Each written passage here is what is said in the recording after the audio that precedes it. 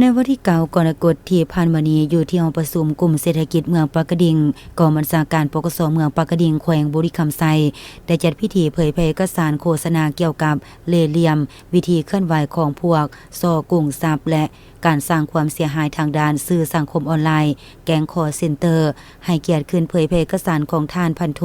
คำมั่นไข่ทวีสุขหัวหน้ากองบัญชาการปกสเมืองมีพนักงานวิชาการกำลังป้องกันความสงบทั่วเมืองและหัวหน้าองค์การออมข้างเมืองเข้าร่วม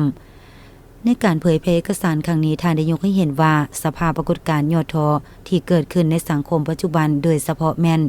การโซ่กงทรัพย์และการสร้างความเสียหายทางสื่อสังคมออนไลน์อยู่แขวงบุรีรัมย์ไซในระยะผ่านมา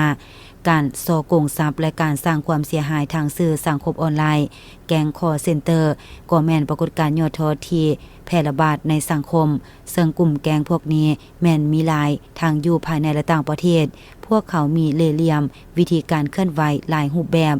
โดยพวกเขาใส่สื่อสังคมออนไลน์บ่ว่าจะแม่นนำใช้ Facebook ที่พวกเขาตั้งขึ้นมาเองเพื่อเป็นซากบังหน้านำใช้วิธีการแฮ็กเข้า Facebook ของคนอื่นใช้ Messenger ใช้ WhatsApp และใช้เบอร์โทรศัพท์ที่ยังบ่ทันลงทะเบียนเพื่อโฆษณาติดต่อโทรหาบุคคลอื่น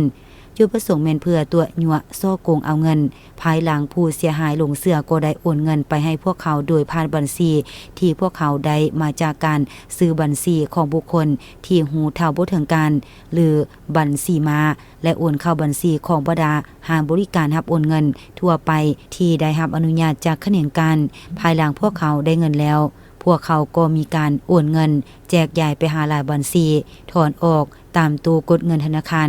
ซึ่งการกระทำของพวกกลุ่มแก๊งนี้มันได้สร้างความเสียหายแก่ทรัพย์สินของพนักงานทหารตำรวจและพ่อแม่ประชาชนในทั่วประเทศจำนวนหลวงหลายว่าเฉพาะแม่นอยู่แขวงบุรีรัมย์ไซมันเฮ็ดให้สังคมบ่มีความสงบและผิดต่อกฎหมายอาญาแห่งสาธารณรัฐประชาธิปไตยประชาชนลาว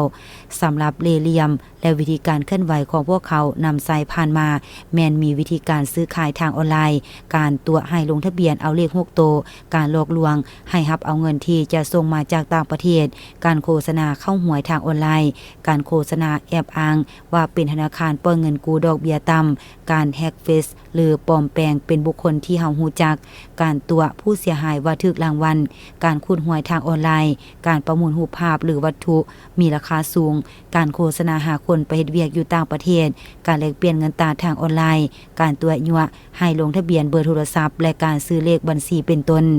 พร้อมเดียวกันนี้บรรดา